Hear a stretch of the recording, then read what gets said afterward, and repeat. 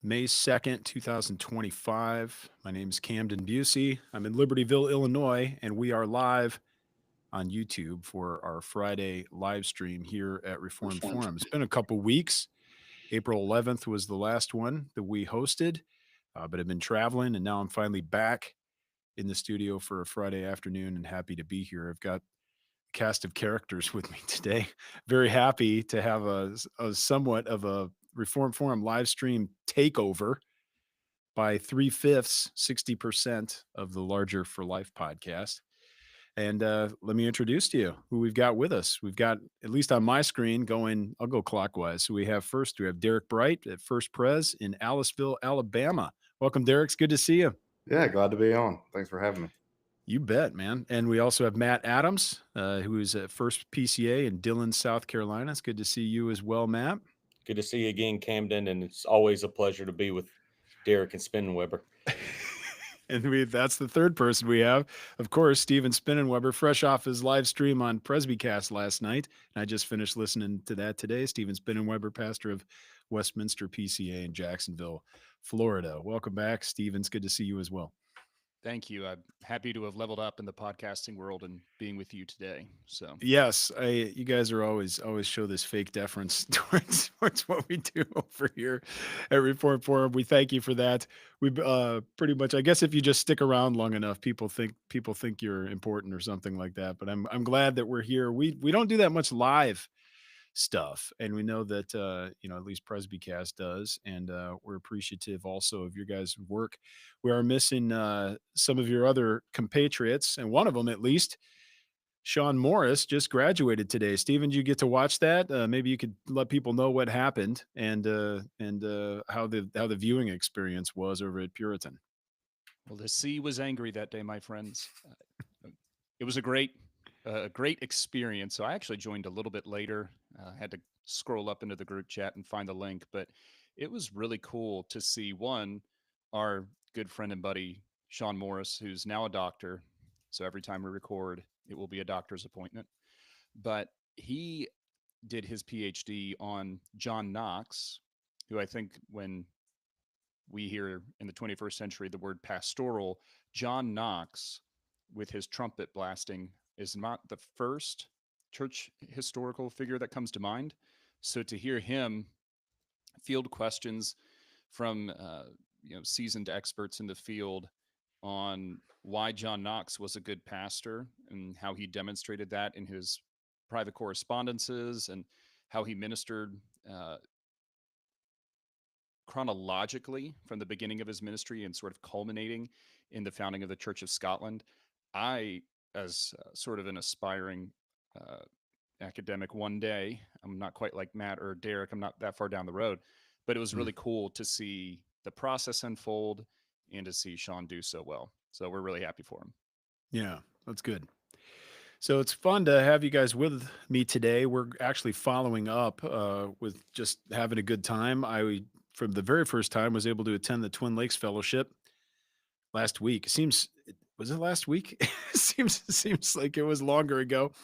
But man, we had a blast. I was very thankful to be able to go and attend and to meet a lot of people that I've already known and to make some new friends as well. And I spent quite a bit of time with these guys. Just to explain how I ran into them at first, I showed up into town. I flying from Chicago to Jackson by way of Houston. I ended up on the same plane as Fred Greco, and I'm told that it's amazing that I arrived because he tends to have problems on airplanes. He actually was right behind me. I was in 1A in this tiny little plane, and right behind me, obviously 2A was Fred, and we got through there. Don't think that this was a first class seat or anything. This is such a small plane. This is just a normal seat. I just happened to be up in the bulkhead. It was more like flying in a flying RV. I'll show you some photos sometimes. I basically, as I stretched my feet out, I could have had my feet in the cockpit. It was that tiny. So arrived, got a rental car, and I was like, well, I bet you these guys might end up having this. They seem like the kind of guys that would like to maybe have a nice cigar one of these nights. So I better go get some because I didn't bring any. So I did a dutiful Google Maps search for a good cigar place, looking at the highest rated one that was relatively nearby. Drove right over there. Lo and behold, the place was already overrun with PCA ministers. Derrick, I think you were the first person I actually noticed right out of the car. And there the week started, and pretty much there the week ended a couple days later. So it was a great time. But guys, maybe you'd explain a little bit of your experience with Twin Lakes this year, and how many times have you been, and was there anything new, or is it just more of the same lovely fellowship for you? Yeah, so Camden, this was my first year back after a couple years of a hiatus. Just scheduling difficulties for me, but I guess this was my fifth or sixth time attending. It's always such a good week. The preaching's always lovely, It's and amazing. and and yet the fellowship is phenomenal as well. The singing is robust.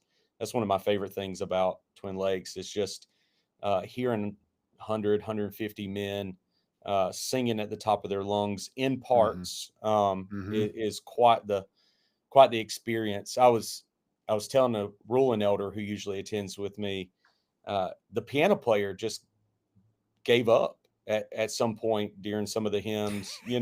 They drop out, for a verse or two.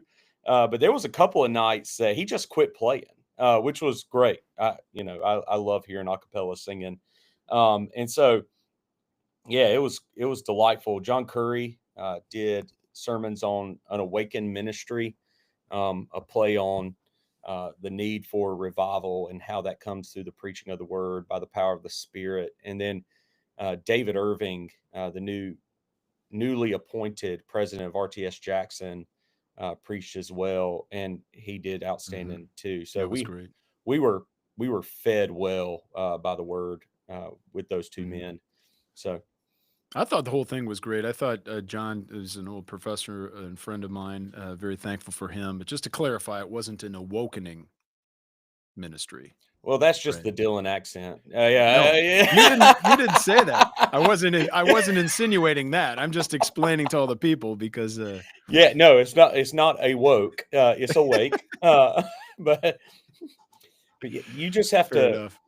I just assume that I pronounce words, you know, I didn't incorrectly mishear it. now. I'm just saying. I'm just letting everyone know because of the culture of the times that this was not an awakening ministry here. Right? Derrick, how Yeah. many times have you been to Twin Lakes, and do you have some sort of streak going? So my first year was 2019. I've been every year since then. Mm, It was my final year of seminary. I was interviewing at some different places. And funny enough, it was during one of our longer break sessions. I walked outside and a guy walked up to me and he said, "Hey, my name's Harris. Uh, what's your name and where do you serve?" And I said, "Well, I'm finishing seminary and I'm actually interviewing at a couple of different places. And I've also talked to my presbytery about church planning. But the place that I'm really interested in is a small town in Alabama you've probably never heard of." And he said, "Oh, I bet I've heard of this place." And I said, "Well, it's Aliceville, Alabama." And he proceeded to name every person on the search committee. And I said, "How do you know that about this small town?" And he said, "I was the youth pastor there or youth director there for a long time before I went off to church plant." And he said, "Listen, if you go there and you love those people, they will take care of you, and it's going to be a great call." Not 20 minutes later, I get a text message from one of my references, one of my professors, and he said, "I just got off the phone with somebody from Aliceville. They really like you a lot." And so I took that as this may be the sign. This may be God's providence that I need to go. But that was my first year, and I've gone every year since. And I'm hoping for an unbroken streak. mm. Is So there a Jason Krabs song that might encapsulate your experience there? you I know, I know um, many. I know many that would actually fit the bill here. yeah, and there's some that Matt has actually played on. So Yeah. That's true too. That's funny. They introduced me to that. It's a little bit of an inside joke, but we played a few Jason Krabs songs in the rental car, and I'm thankful for that. And by Mainly, the way, they did not. Yeah, they did take the rental back. There was no fines. So just that's another that's another inside joke. Stephen, what about your experience at Twin Lakes? When was your first year, and how many times have you been? For a while, I thought that the Lord did not want me to go to Twin Lakes because the first year that I could have gone, my daughter was born not long after. So I had to stay put. Husband of one wife. I wanted to stay the husband of one wife. So I stayed put. Sure. 2020, a global pandemic. So 2 consecutive years providentially hindered. And so I thought, He's equating the birth of his child to the pandemic. I guess that's absolutely. One was a delight, the other a cataclysm. And so I thought, what this third you round, decide which. Yeah, yeah. right. I thought, man, am I ever going to get there? And I did. And it was wonderful. That was actually the year where they did social distancing. So it was Mm, actually outside. And I can still remember Joel Beakey. Uh, I remember him just preaching uh, on the Spirit of God coming down. And not long after he said something like that, there was a gust of wind. And I saw the pine trees in Mississippi, all of the pollen was blowing. And oh I man. just remember my allergies were already something fierce. And so I thought, you know, uh, I'm in for it here. So it was a great year, and I've been coming since 2021. Well, I'd heard about it for many years, and for several years, friends of mine were saying you need to go. I never knew exactly what it was, but it's a ministry that's hosted by or an extension of the work of First Presbyterian Church in Jackson. So they have a basically, for lack of a better way of describing it, it's a really large and wonderful kind of retreat center slash summer camp, which is in Florence, Mississippi, just south of Jackson. And they put on this event and invite uh, ministers, largely PCA ministers, but the OPC contingent is growing. I think there were 6 or 7 of us there, so we're starting to take over. And there were a handful of people from other denominations and a few ruling elders as well. And it's a couple hundred people, I think, in total. And it's just a couple days of excellent teaching and preaching and singing, as Matt already mentioned, and fellowship. And then the afternoons largely are just wide open and free. And so you get to spend a lot of time connecting with friends, making new friends, and fellowshipping. And it's always the week after Easter. So it's a good time where there's not a whole lot other things scheduled. You've had this big push at a lot of these churches where you're really busy to move towards Easter Sunday, and then it's a good time to get out and to go kind of take a load off with some ministerial friends and just to reconnect. I had the time of my life. I just really thought it was amazing and wonderful and encouraging. A lot of the messages that were delivered are exactly what I needed to hear. And so I commend that to anyone who doesn't know about it. Some OPC guys probably don't know anything about it. Maybe have heard the name, but didn't know what it is. And that's what it is. I guess there's a wrap. Sometimes people think it's some sort of like Davos for ACA conservatives or something, the yeah, Bilderberg meeting or whatever. that's how It's it's just often portrayed. Yeah, it's just a bunch of like-minded people there that are welcome to come and fellowship. And there's nothing weird about it. with It's just unlimited people ice getting cream. together.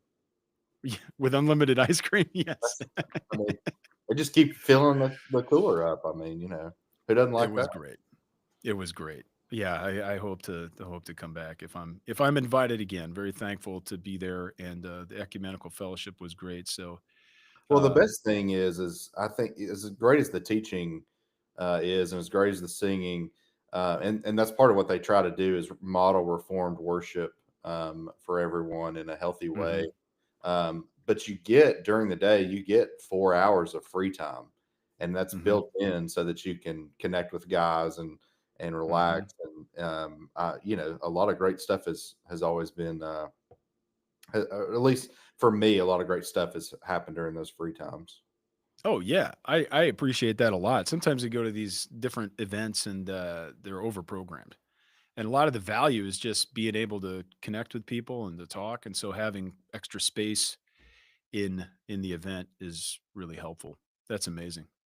Well, I'd love to talk to you guys about your podcast as well. We can certainly keep talking about Twin Lakes and talking about other items that come to the fore. Before we get into that, I just have one bit of news that I want to mention, that the Reform Forum Conference the registration is now live. If you missed the email that came out earlier this week, we've now opened up registration. So I want everyone to know that. But also, this is a really big year because we're moving to a larger venue. For years and years, we've had it at Hope OPC in Grays Lake, Illinois, but we've butted up against the limits of our building. And so we're really hoping to have more people come. We're almost always sell out every year. The pre-conference event always sells out. So we're happy now to partner with Lakeland Church in Gurnee, Illinois, which is very close, very nearby. It's only 10 minutes away from the Reform Forum office. And so September 27th, 2025, we're hosting our conference here. We have myself, Lane Tipton, Carlton Wynn, Jim Cassidy, and Dan Ragusa will be speaking on the subject of seeing Christ in all the scriptures.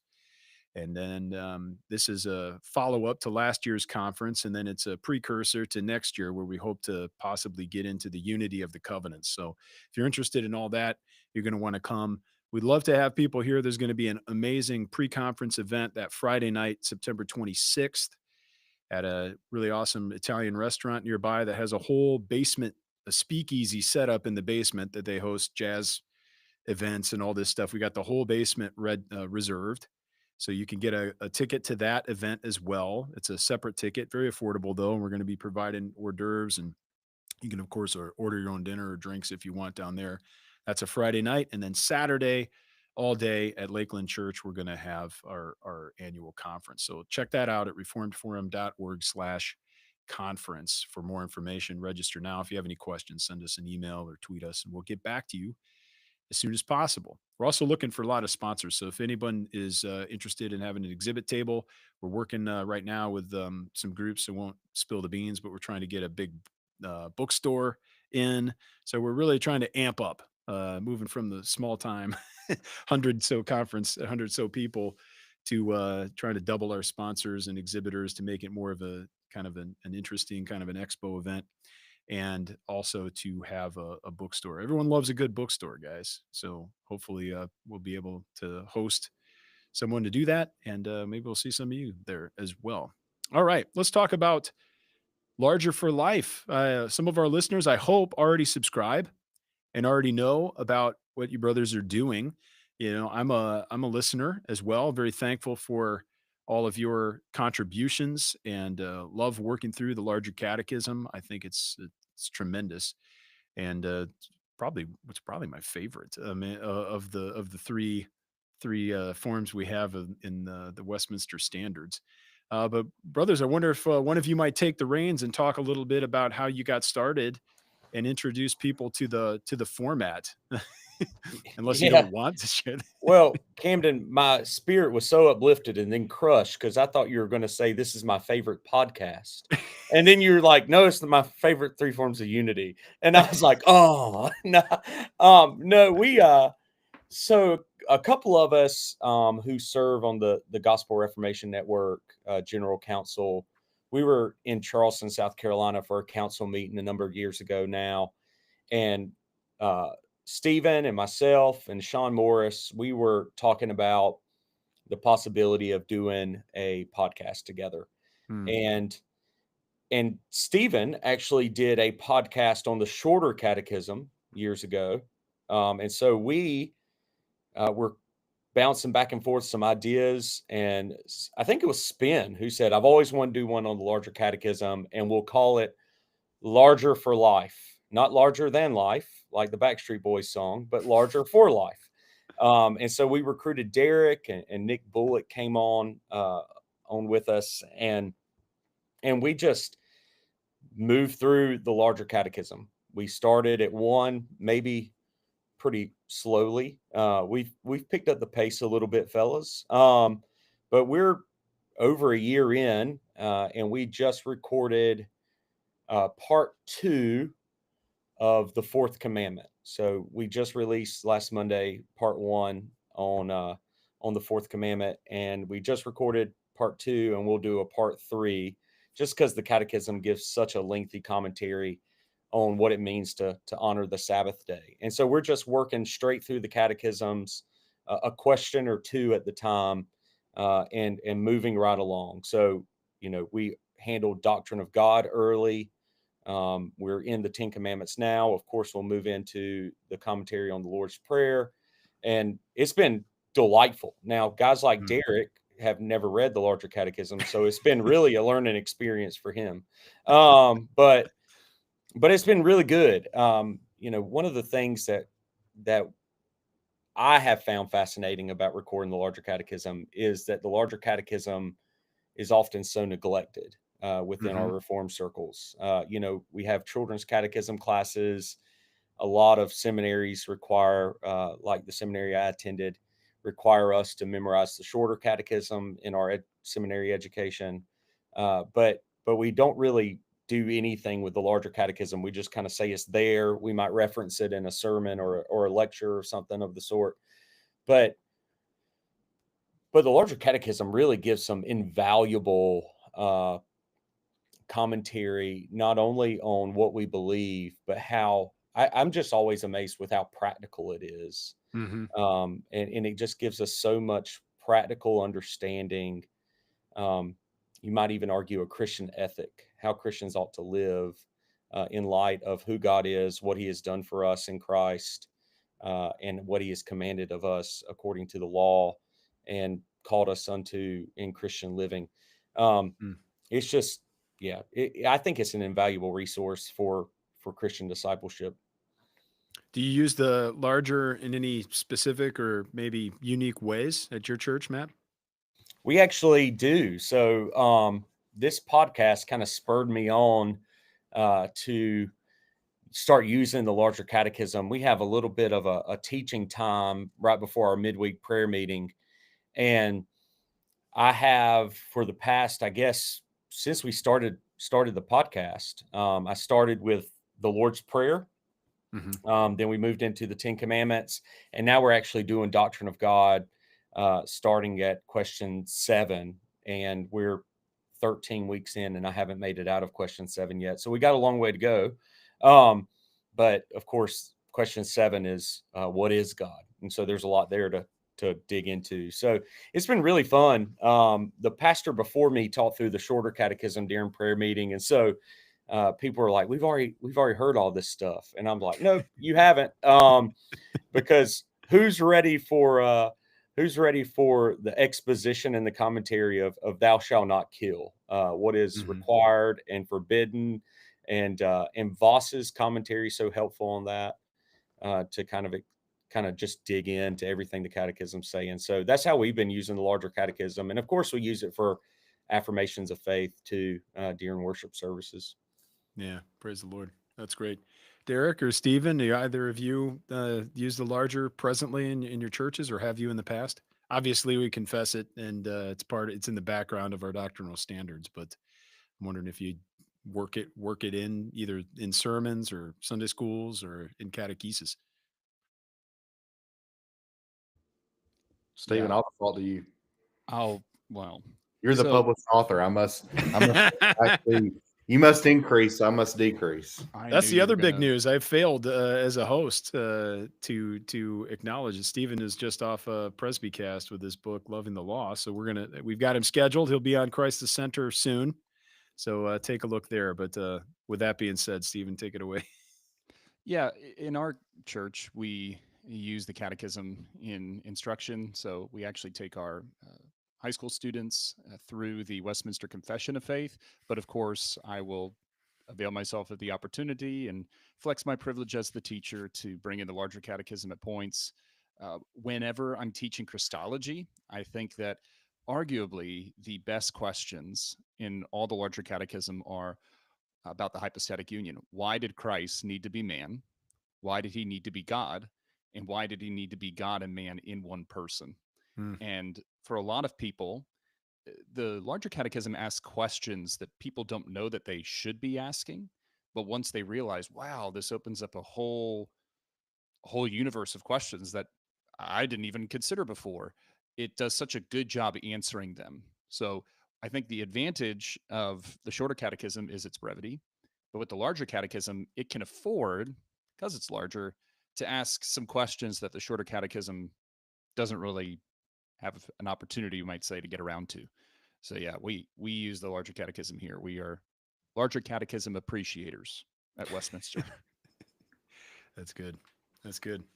Yeah, so what I typically do is I do try to quote it regularly in sermons.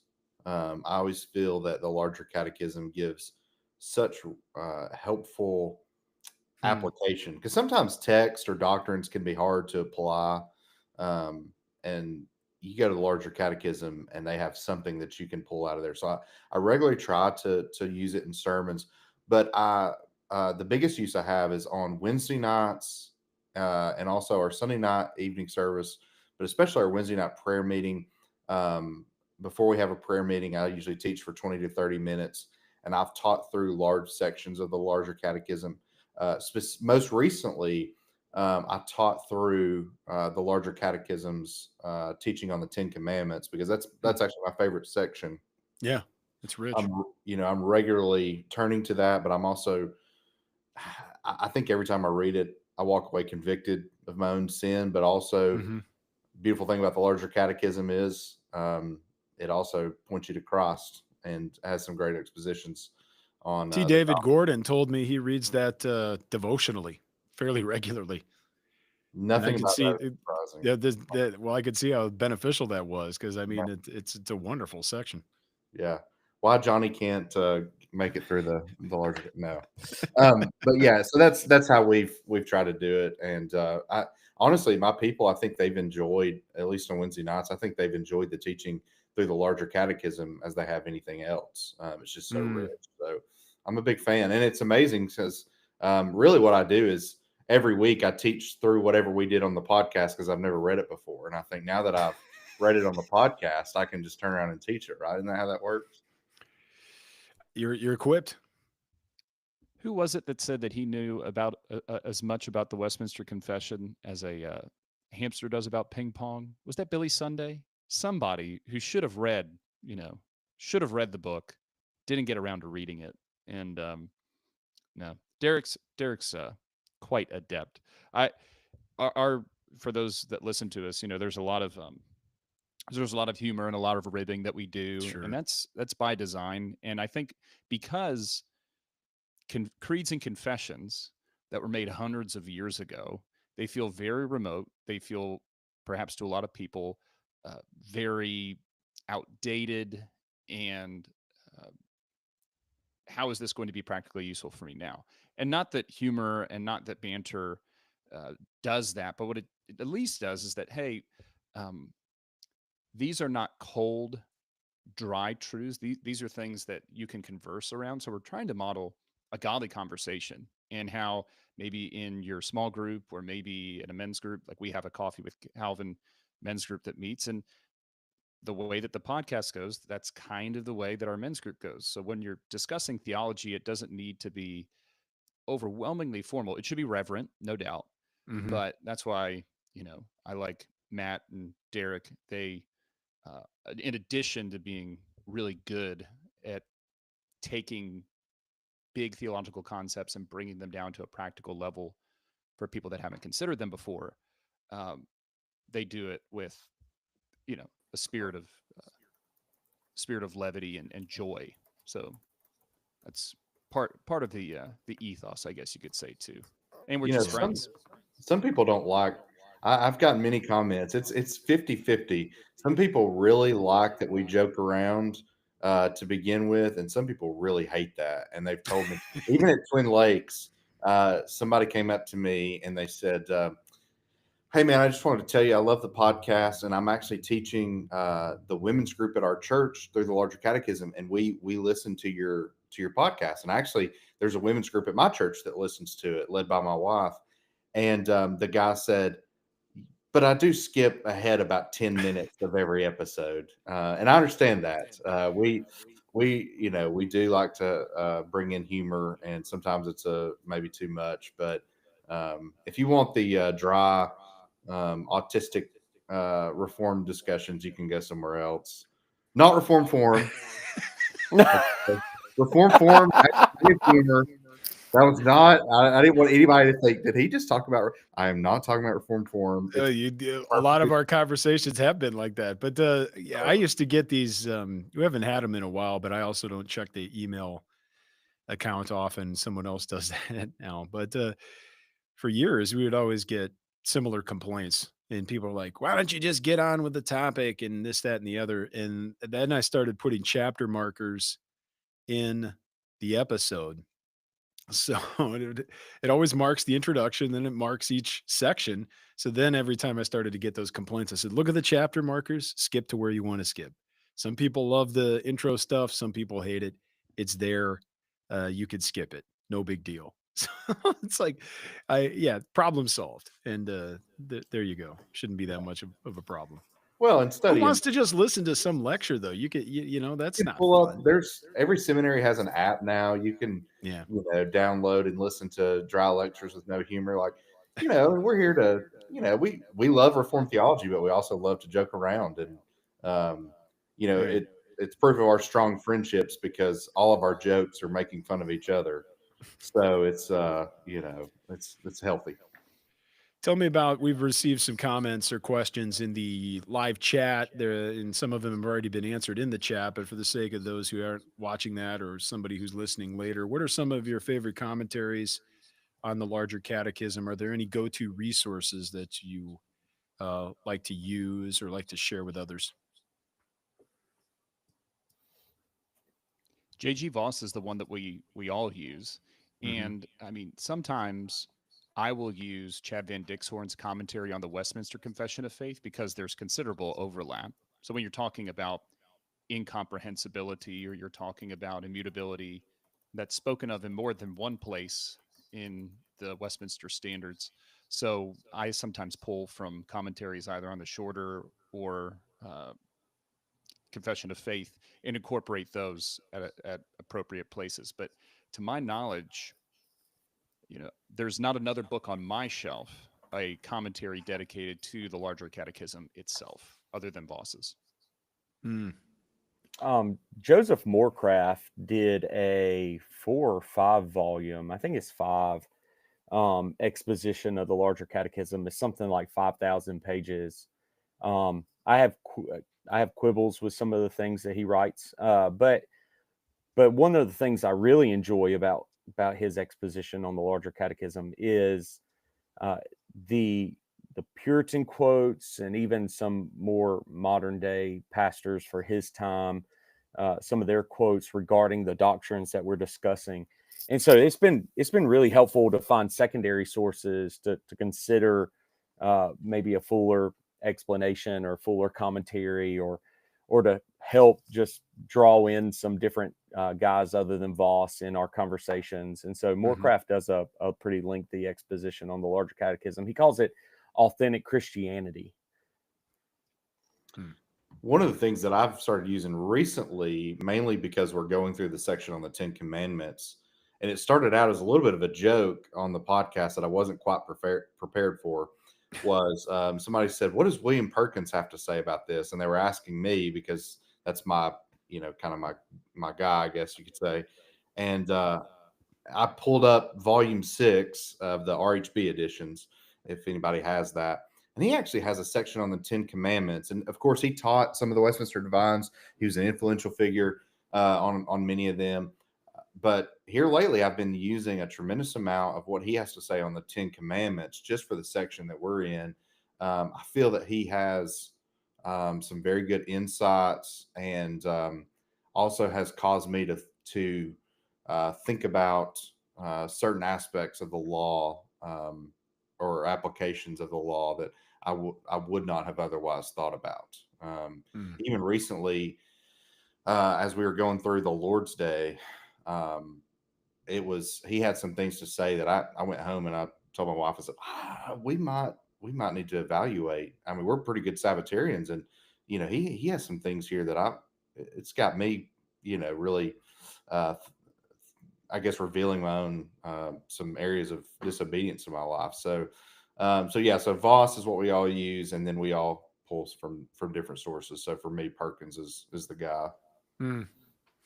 I don't know if such a thing exists. I don't know even it would be a Herculean effort to maybe put it together. But IVP has some of those like ancient Christian commentaries or Reformation commentaries, and what they will often do is look through a book of the Bible, but they'll bring together excerpts of commentaries from multiple people on that subject. I wonder if it'd be interesting if this existed.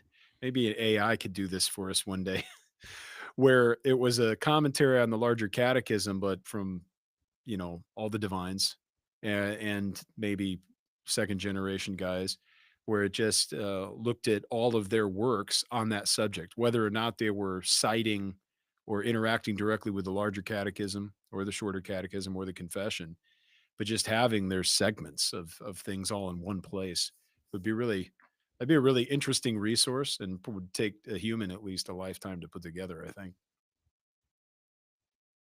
Yeah, I I think don't know. that John Bauer, Is he working on they something similar they have with the released. I can't remember if it's been this past year or what, but it's an introduction. And there's some documents of the Westminster Sure. Assembly about how the Larger Catechism came to be. I think they call it like a critical text or something, but it's not Yeah, what that's a you're, tremendous what book. you're, yeah. What, oh, there it is. Yeah. Yeah. This They one's do on the one for the Confession. Larger Catechism now. Yep. I I saw it actually on the book table at Twin Lakes this past week or Yeah, last I'm week. looking over in my copies over there too. But yeah, that Westminster Assembly project is amazing. There's wonderful resources, and um, you know, anything more that they can produce, I'm looking forward to. I'm very thankful for that. It's amazing. Yeah, What are you in- guys going to in do the- if you're already that far along in the Larger Catechism? What happens when you get to the end? Do you start over? Do you work to the shorter? Do you start becoming continental? Or do you quit? We've said What's it's the job? over. There is It's no just over. volume 2. It's over. I think. Yeah, I'm personally tired of talking to these guys every week.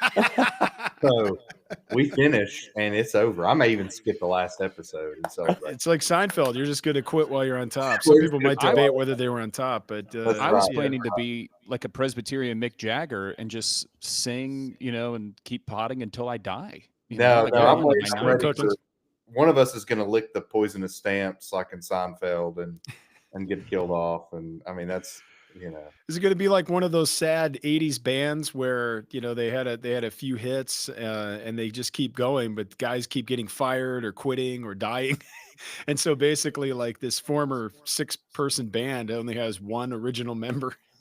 Well, that might happen too. But you speak a lot of truth when you say a few hits. But what we need is somebody, one of us, one of the 5, to really go off the rails theologically, because that's what happens in bands. There's always one guy who like goes off the rails in his personal life, and I don't want anybody to go off the rails in personal life, but theologically, let's just have one of us get really weird and be like, oh yeah, you remember when he was on Larger for Life? He was normal. Yeah, I don't know what happened to him. He's really into that weird stuff now. He's like crazy. we'll let you do that. I don't Derrick. recommend that. Yeah, we'll let you do that. Yeah, not a good thing to happen.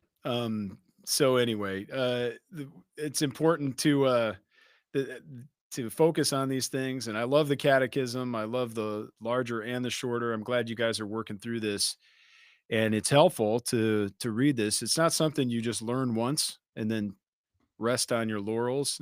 This is something that we need, as in daily scripture reading and meditation. We ought to be catechizing ourselves regularly, and I appreciate that, where the podcast is helpful not only for people who haven't heard these things before, but for ministers and other people to constantly be thinking about these lessons and following up with them and instructing ourselves.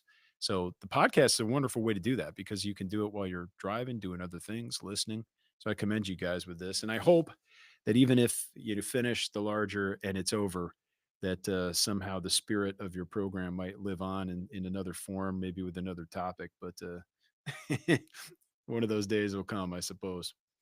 What else do you guys have lined up? You got anything going on in your church life or personal life that is worthy or not worthy of mentioning? Stephen, Well, tell us Derrick, about your book yeah. and your worldwide promotional tour. It's wonderful.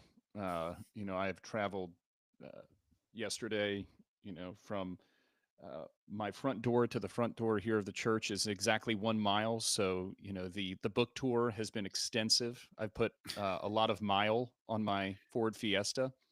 So you can tell I'm raking it in already. But yeah, it's been a lot of fun. You've written books, Camden, and you've completed a PhD. So I'm sure you could probably testify. It's sort of surreal to like physically hold in your hand something that was just a Word weird. document for Oh, yeah. months and was staring at you and saying, "You'll never Yeah. finish me." And then you do it. And I mentioned last night on Presbycast that I'm working on a second one. And Mhm. here's the challenge too. Once you sort of get in that writing phase, you have 1,000,001 ideas. You're like, "Oh, this would be great one day." But then you think, "I only have one life to live, and it would be great to see my family and friends occasionally." So, yeah, lots of ideas rolling around right now, but it's a fun season for sure. That's good. We're happy for you. I'm glad that we're going to be able to talk about that. Thanks for having the publisher send a copy over. I'm looking forward to working through that. Carlton's lined up to talk with us, so the three of us can have that conversation in about a week. It's going to be longer than that in terms of when the episode comes out.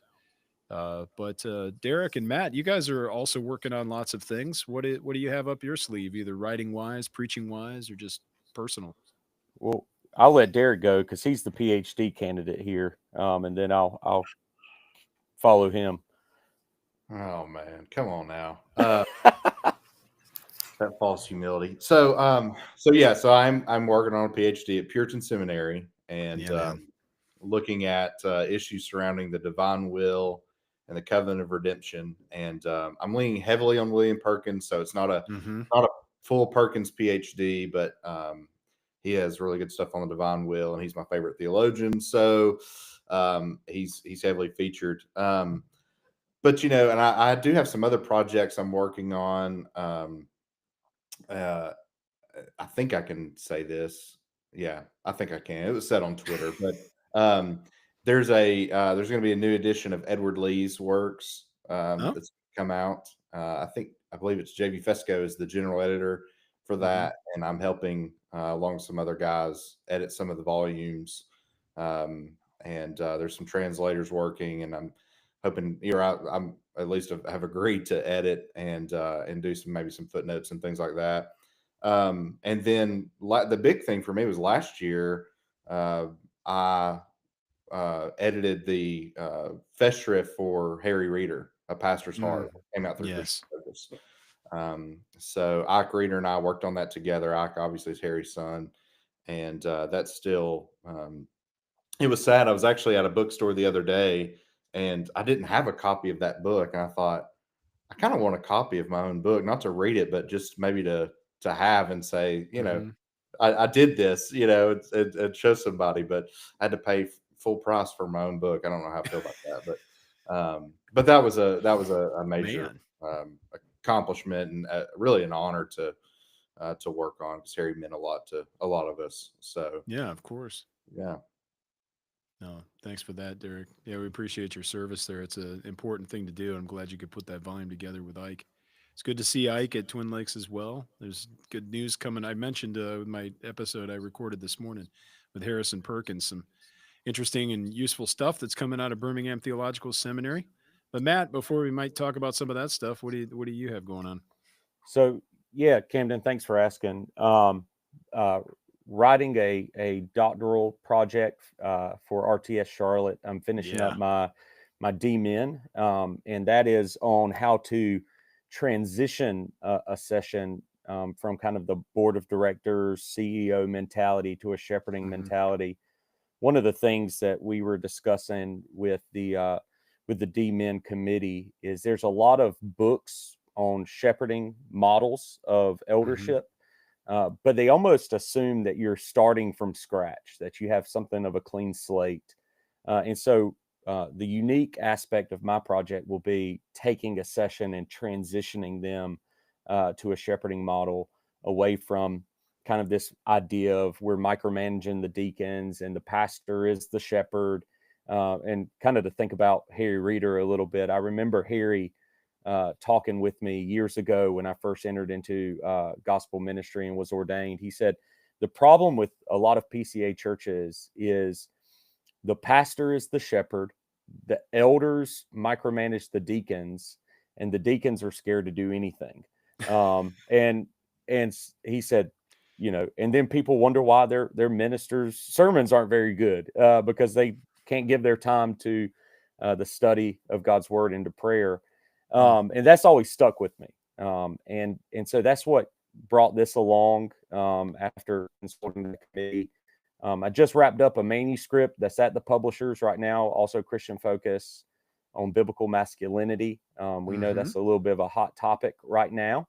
And there seems to be extreme sides. Either you lean egalitarian, very passive, or kind of how I define this kind of immature show off masculinity, where masculinity is all about being a gym bro and burning things with flamethrowers and things like that. And so in the PCA spirit, I go the Tim Keller third way. I take principles out of the scriptures that I believe help define what a Christian man is, and I begin to apply that to the different spheres. So our marriage, our homes with our children, the church, society, work. I talk about the value of the ordinary means of grace in the life of the man, and friendships. That was probably one of my favorite chapters to write. And so that's at the editors right now. And so hopefully we'll be getting some feedback here in the next few months. And I think we're looking at a early 2026 release on that.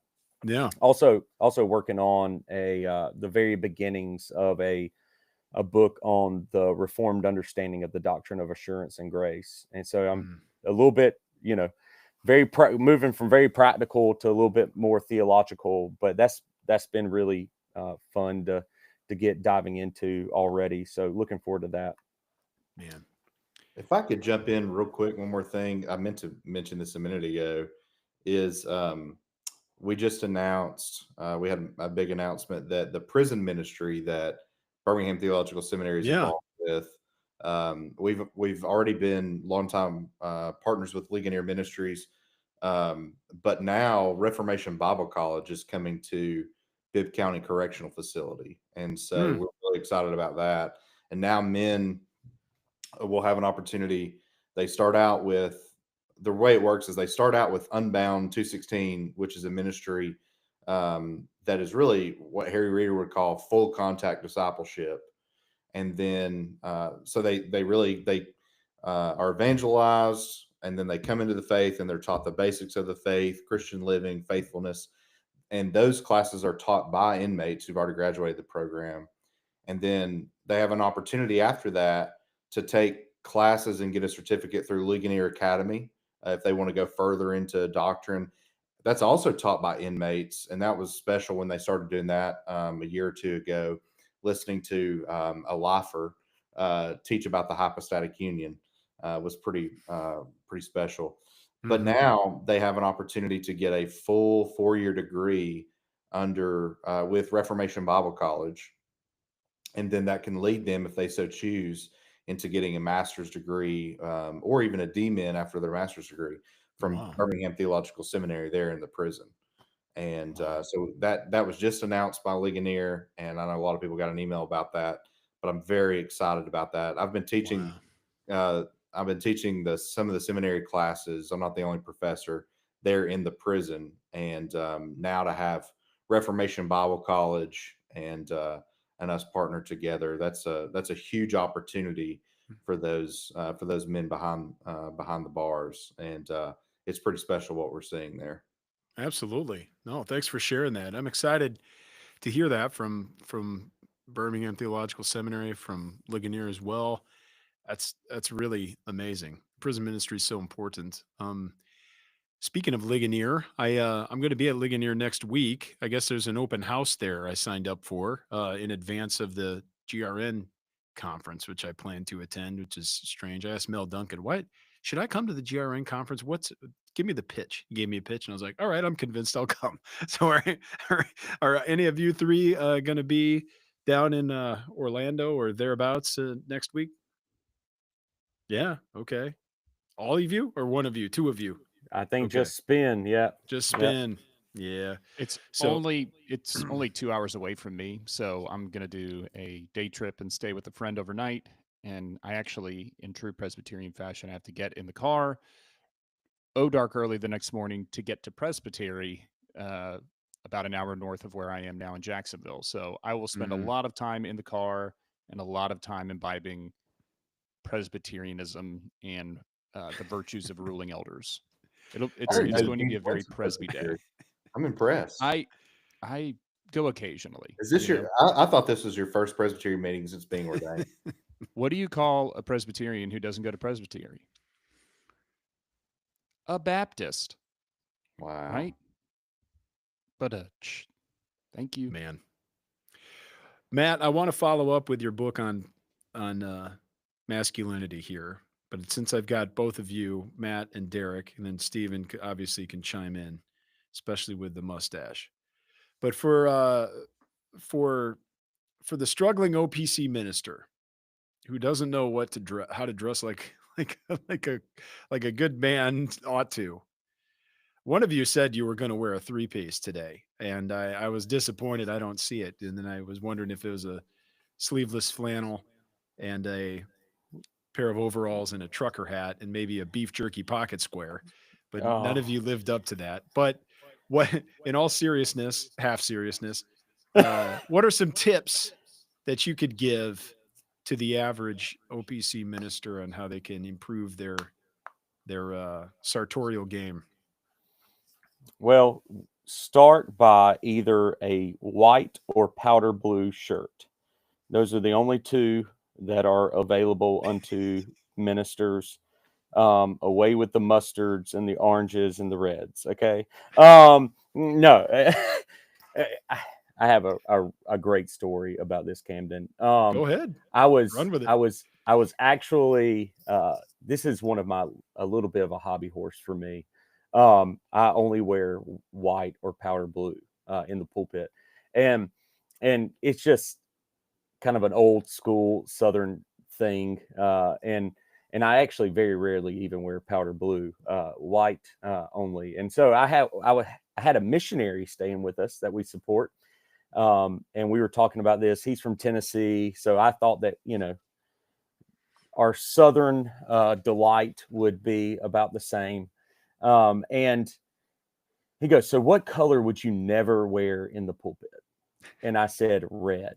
And he started laughing. And he goes, "Guess what color shirt I'm wearing tomorrow to preach in your pulpit?"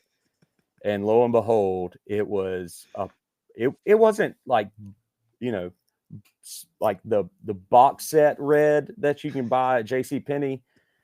It was more pastel red, but it still was off limits in red Matt shirt. Adams's book. Yeah, that's right. It's a red shirt. It's a red shirt. If you want to get crazy, throw a pattern in your white shirt, just a very subtle one, and we can move along with that. Or you can be like Derrick and wear pocket squares. That's always a way to show personality, because Derrick is a real Southern gentleman and wears pocket squares.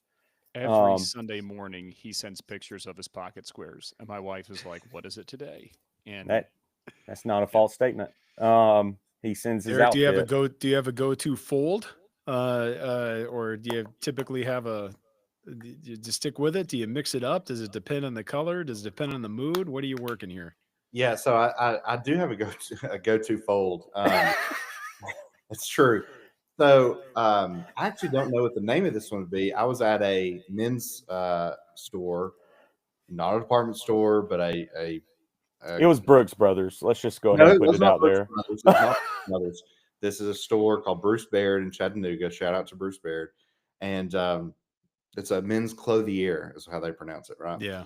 And they showed me a new way to do the puff style pocket square, but it's not a traditional puff. Yeah. You have to lay it out, and you pick up four corners, and you put it together. Mm-hmm.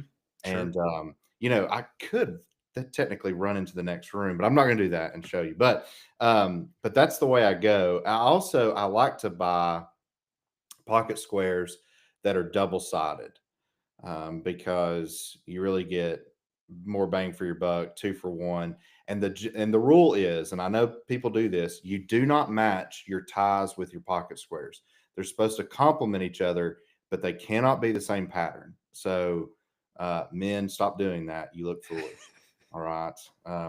So if I'll go, if you just are saying, hey, I want to do one wardrobe, and this is going to be my Sunday or General Assembly wardrobe, you get a navy blazer with gold buttons. Do not get anything else other than gold buttons. Get a white or powder blue shirt. You can get a red striped tie, and the stripes have to go a certain way, and get a complementing pocket square and dark gray pants, and you'll be fine. There you go. That's Can the run for office that is then. the uniform. Can you wear black shoes? Here's a question. Are black shoes permitted with a navy coat? Yes or no? People do it. I don't like it. I think it breaks the rule. Dark brown is fine. I agree. I agree with Derrick. I stand with Derrick. But white-soled shoes are off the table. We have a certain friend who Of loves course. white-soled shoes. I kind of like white sole shoes. I think it spices up the outfit a little bit, shows some personality. I know that our dear friend Brad doesn't like them, but I like them. Is this the first I time think they're snazzy. Has clothing and wardrobe ever been discussed on Reform Forum before? I don't know. Maybe.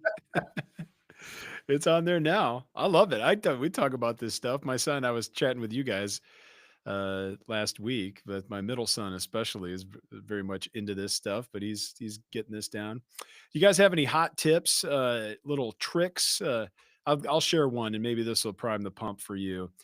So for a long time, I used a tie tack. I don't like my tie flying all over the place, but I used a tie tack. Tie tacks are kind of not great because you're poking a hole through your tie. So over time, that's not a good thing for your tie. Then I was using the tie bar, but the tie bar, though it looks nice, I was finding often it would end up, I'd see myself in pictures and the tie bar's cocked or crooked, and it just gets out of whack.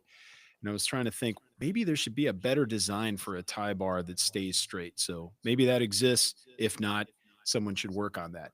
But then I found this I thought, well, why can't we just like attach the tie to your shirt or your buttons somehow in a hidden way? So basically serving the function of a tie tack or tie bar without anything visible.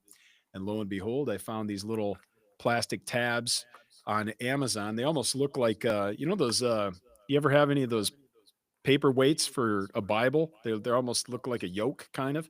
And it's almost like that shaped, like a saddle almost. But it's just a piece of plastic with a buttonhole on either end. It's clear. And you can slide that on the back of your tie through the loop and attach it to one button or to the two buttons that straddle the loop on the back of the tie. It's amazing. It's like thing's worth probably 10 cents, and it solves an amazing problem, keeps your tie looking good without messing with the look, but it's always in place. So anyway, I don't know if you guys knew about that, but do you have any other hot tips for the men's dressing for church?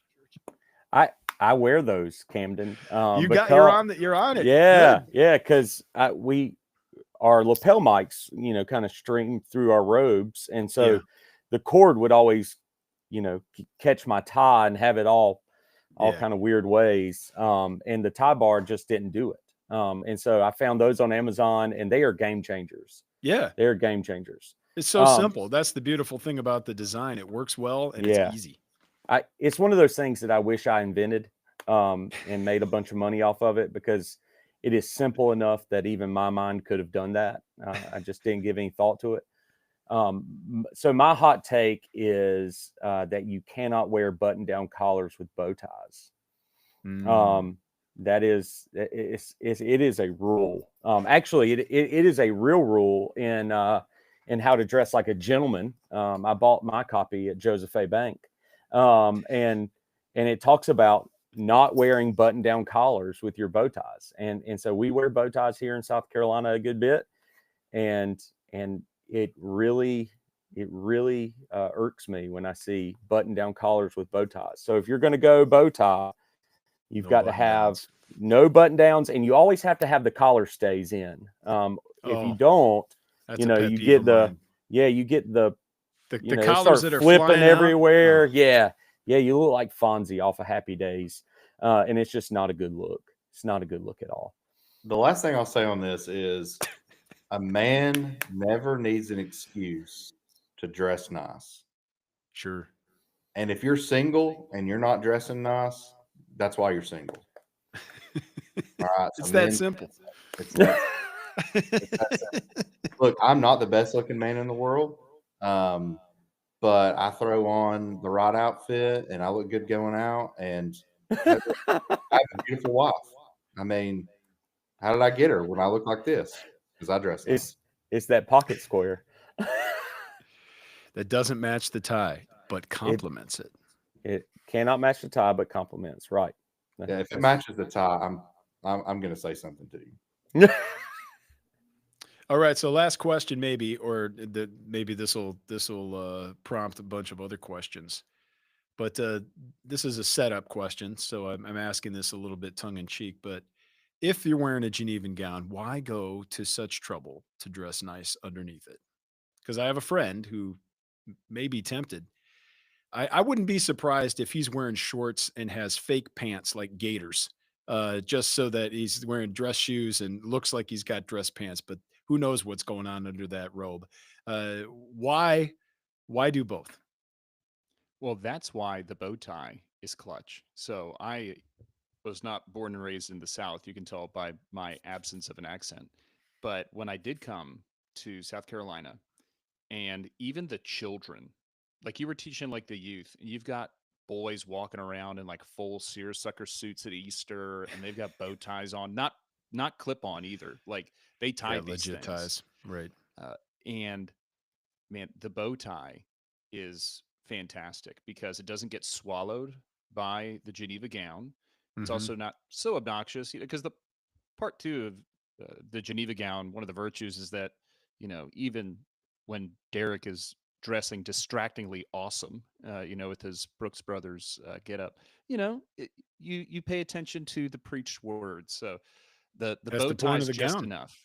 Yeah, That's the point of the gown. yeah. So I think the bow tie is a solid compromise. I've never spilled food on a bow tie, by the way. So if given the option between the necktie and the bow tie every day. I would just say I don't understand the question because you said not dressing nice or wearing shorts, and that's neither of those things men do. I don't understand. I don't wear shorts, Doesn't and compute. it Yes. doesn't compute. So, but also, what if you're preaching so hard? And I do. I preach hard. Matt's church is about to find out here Sunday because I'm preaching at their church. I'm very loud. I sweat. And my hands are always all over the place. What if I just preached myself right out? I mean, what if that robe just ripped? You know, and I just have to throw it off. Or what if I'm in Alabama, my robe is wool, and it gets Oh, hot? man. What if the air conditioner breaks down and I'm preaching up a storm? Revival's about to break out, and I say I got to take off this robe, and I take it off, and I'm wearing shorts. The spirit will be quenched. But if I'm wearing tailored gray dress pants and a white shirt with perfect stripes going from your shoulder Mhm. down, then the spirit actually will be amplified. I think that's a rule, right? I mean, Matt, have you ever seen someone whip off the gown and start whipping it and stirring up the spirit with it? Well, in my Pentecostal days, we didn't wear gowns, but we did have towels in the pulpit. And so you could wave your towel around and the spirit would, off the air, the wind that was coming off the towel could knock you right over. It was amazing. That was usually while we were singing the Jason Crabb song, Camden. Yeah. That No, I usually get it. happened there. I think the spirit. Speaking of spirit and waving towels, I think in that rental car, the spirit it landed when we were listening to Midnight Cry. For the listeners out there, Camden got an education for dispensational songs that are Yeah, terrible. I can't say I appreciated the doctrine, but my I was about goodness, to I'd say, never heard singing like that. It was the- tremendous. Jason The- Crabtree sing, but when he says about Jesus going to get his children, you're like, wait a minute, that's got some categories mixed up here. The Right. theology is secondary in Pentecostal singing. I'll go ahead and say that. Yeah, for sure. We'll have to have you guys back and talk some more about maybe your Pentecostal background, and we could talk about ordinary means of grace and the regulative principle of worship and all this kind of stuff. But Matt has got just there's loads of stories about controlling the worship service from behind the drum kit. So if Yep. you want to hear about that, and Matt is an extraordinary and accomplished drummer. So I got to hear some of his recorded tracks, and it'd be good to follow up on that someday. But that'll be just to whet the appetite. We'll mention that now, just to whet the appetite. You got to keep people wanting more. Just like George Costanza, you get your first laugh and just say, "All right, that's it for me," and you got to leave. You got to leave while you're on top, right? Well, this has been fun, guys. Thanks for popping in on this Friday. I'd love to go another hour with you, but I'll let you guys get going, especially in the Eastern time zone. It's after 5. For everybody watching live, we thank you for joining us. This has been fun. I hope to be back for another live stream next week and look forward to some really excellent episodes of Christ the Center coming up. We got two friends of mine from Switzerland, Florian Viken and Kurt Federley, if I'm not mistaken. We got Brandon Burks on the Salem witch trials. He's got an article in the Confessional Presbyterian on that. Harrison Perkins, we're going to be talking to. I already recorded that this morning on his books, Righteous by Design and Created for Communion with God. And then Stephen's lined up to talk about the law and his new book. So lots of great stuff in the queue, and we look forward to releasing all that stuff soon. And visit us online at reformedforum.org/conference for info on the conference, and we'll have links to all the stuff we talked about today, especially the Larger for Life podcast. But until next week, we'll talk to you later. Thanks for watching. We'll see you.